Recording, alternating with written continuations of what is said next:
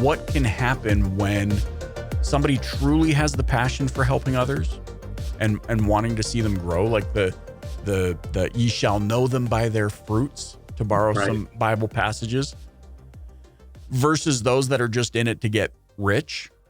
The approach is so different. Well, I was looking up on your website, Sales CEO University. You have a video here, and shoot, I might say his name wrong. Taurus Ross. Right.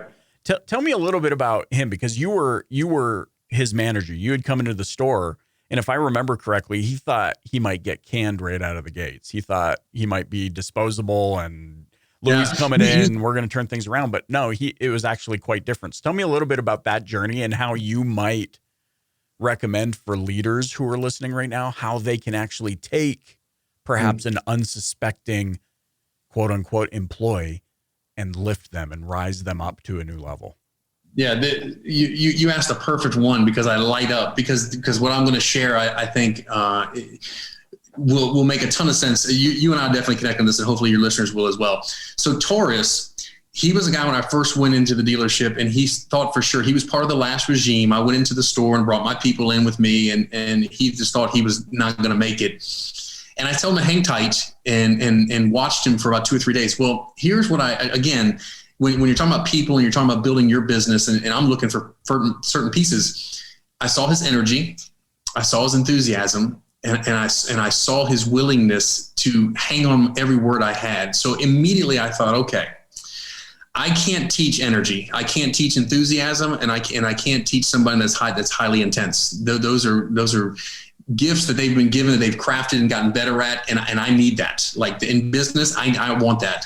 That's who I am. I need as many people like that around me. And he is a sponge, which means I can take this guy and let me try this guy on for size and see if he will follow my process. So much like Sales to CEO, the program, Sales to Sales Manager, like I outline everything one would need to do from going from a salesperson to a manager. So what I've done with him is I laid out exactly, here's what we're going to do with appointments. Here's what we're going to do, as far as closing the deals, the follow-up calls, the email templates. Here's what I want you to do, the one-on-ones. I loaded him up to see how much of this he could stand. And Michael, he was Johnny on the spot. I'm talking about all in intense. And so I knew right away, this was a guy I can use. He was talented. I knew the things that he didn't know he can be taught, but what I couldn't teach, he had. And so I think obviously with people development, in general, I need to find the people. I need the assets I can't teach. I need the guy that loves people, the guy that wants to work hard, the guy that'll show up early, the guy that'll stay late, the guy that's loyal, that will commit. If he can't close, I can teach him how to close. If he can't read a script on the phone, we can teach him how to do that. I can't teach somebody to show up every day and want to play full out. Yeah. And he did that. And so anyways, with Taurus, we just took him on, and Taurus, I groomed him all the way to be a general manager. And he ran the #1 Mitsubishi store in the country out of Dallas, Texas. And he was, I'm not going to say he was a nobody, but I'm telling you, he knew nothing. Like he knew nothing when we first started. And he worked himself all the way up with me, from a salesperson to a floor closer to a sales manager to the general sales manager and on to general manager. So, he's, again, that's what you look for, but that's the potential. Like if I talk about people going from sales to CEO in any industry, if Taurus can do it, if Louie can do it, again, I think people get caught up with, it's not about me. It's about the process that I learned along the way. It's not about the person. Any person's capable. It's about the formula, the roadmap, the blueprint. Who's got that? That's, if you can follow that with a high level of intensity and a strong work ethic and a commitment to yourself and your family, you can get to any level you desire. He did that, and he did a great job. It's just a testament to life for a minute. Like, let's switch out of the car business, because you'd kind of brought that up. It's just a testament to life. Like, to suggest that you've been living and breathing, let's say, for over 30 years, to all of a sudden suggest that you can't learn how to sell a car or to memorize a script, or like, because sometimes we do that. We're like, look at these vendors who have never sold a car in their life. Dude, you're dogging on somebody for something that is 100% teachable and 100% learnable. Right. Did I just make up? I'm George Bush now. No. I'm got to teachify the man, You're so silly. But I don't know. But, I love what you're saying. Like, hey, there's two elements here. There's the element of these things I can teach. These things can be learned. Here's the things that I can't necessarily teach somebody. Desire. I can't teach you desire. I can't teach you your own internal willingness. Right. And so I love that from a leadership perspective, you were picking up on those things that I don't think, that I believe are often overlooked in the industry. Oh, well, he was the lot attendant, and then he was the salesperson. We gave him a shot there and he did good. So now he should be okay to be a sales manager. And then you have this 1 foot in, 1 foot out sales manager who's just happy about the paycheck, but not really about anything else, who's disengaged. I love that you're looking for things first that actually truly, in my opinion, set tone for the culture. Right. So for you as a leader, because I know this is sometimes for those that maybe haven't experienced a healthy work culture, they think it's too high in the clouds, right? We're sitting up there with the Philadelphia cream cheese lady on a cloud 9, right? What does culture translate to for you as a leader and operating a business?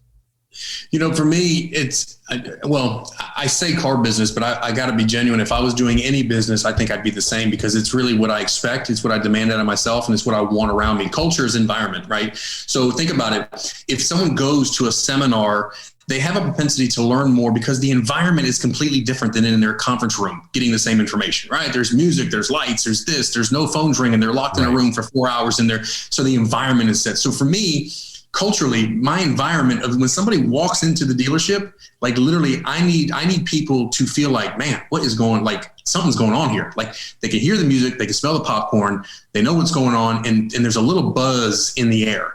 If that's not going on, or people don't feel that, I know right away my leadership's not right, or whatever store I'm in's not right. I can tell right away. The second thing is the culture of sense of urgency. In other words, my managers should be like little bees. I mean, if there are people in the showroom, they should be circulating, right? Kind of like football, heads on a swivel. You're looking around for anybody you can to talk to, engage with.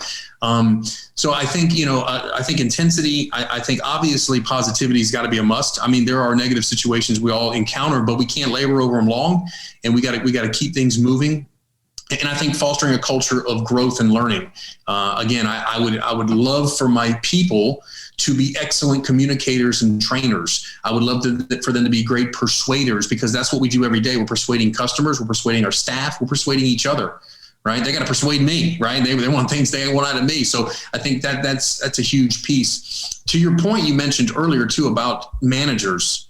I can tell you in the course manager to general manager, one of the golden nuggets, which is so simple, that if sales managers in the car business are listening to this right now, that's super easy, is there's a distinct difference between a desk manager and a sales manager. A desk manager desks the car deals, submits the deals to the bank, and works with structuring car deals. That's a prerequisite to be a sales manager. A sales manager is a guy that he makes the follow-up phone calls. He's touching base with all unsold traffic over the last 72 hours. He's a guy that's verifying the appointments, calling the no-show appointments from the day before. He's a guy that's getting off his behind, going out and meeting and greeting customers throughout the day. And most importantly, when a deal needs to get shut down, he's the first guy with his hand up going, hey, give me the deal. Let me go in there with confidence, teaching his salesperson what he's about to do through the process. That is a sales manager. If a guy wants to be a GM and he's currently a sales manager right now, the fastest way is to look at your partner and look at your other guy from the left and the right and say, okay, whatever these guys ain't doing, I got it all. I'll order the cars. I'll get off the desk. I'll make the phone calls. I'll desk the deals, submit them to the bank. I got it all. My mouth will be quiet. I'll work the schedule and then some.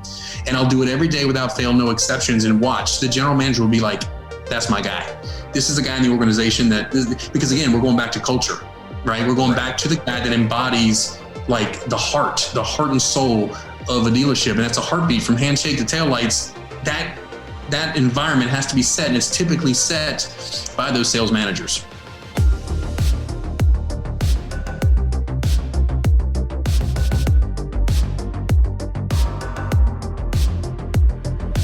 I'm Michael Cirillo, and you've been listening to the Dealer Playbook Podcast. If you haven't yet, please click the subscribe button wherever you're listening right now. Leave a rating or review and share it with a colleague. If you're ready to make big changes in your life and career and want to connect with positive, nurturing automotive professionals, join my exclusive DPB Pro community on Facebook. That's where we share information, ideas, and content that isn't shared anywhere else. I can't wait to meet you there. Thanks for listening.